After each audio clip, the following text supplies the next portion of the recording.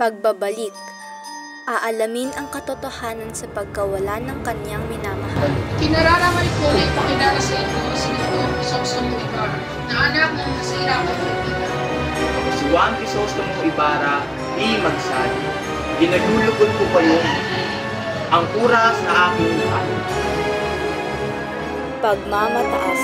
Ang mga inyo ay amak na mababang uri ng nilalang.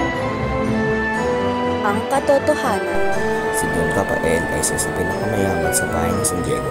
Siya ay matalangin at marami ang nagmamahal sa kanya. Sa kabila ng pagiging mabait ay marami din umano ang naiinggit sa kanya. Kabila na dyan ang mga pari sa simbahan sa pangunguna ni Padre Damaso. Pinaratangan ng hindi katotohanan. Pinaratangan siya ng pagiging erehe at pilibustero. Pag-ibig, muling pagkikita at pagsabik sa isa't isa.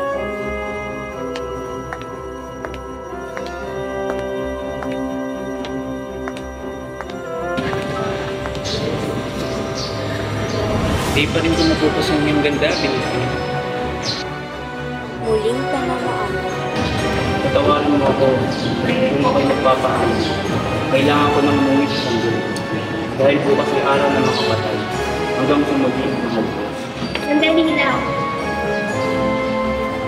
Ialay mo ito sa iyong mga magulang. Maraming salamat. Mag-iingat ka sa ospital. Pagdarasal sa paglalakbay ni Crisostomo Ibarra. In nomine Patris et Filii Spiritus Sancti. Amen.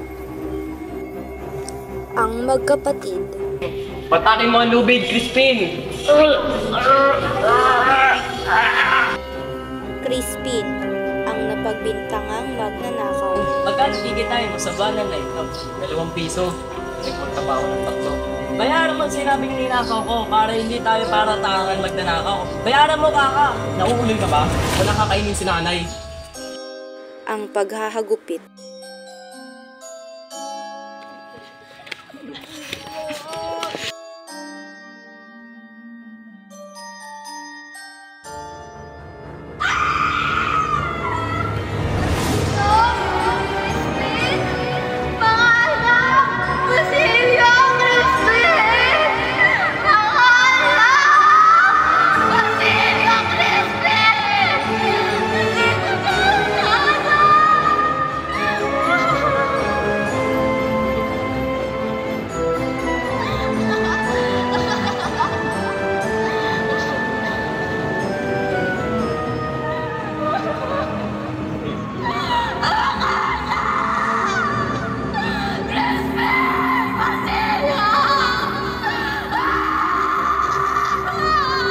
Sa mundo ng may hirap, kung sino pa ang mataas at may kapangyarihan ay siyang namumuhay sa marangyang pamamaraan at ang mga dukha ay patuloy na naaapi sa magulong mundo.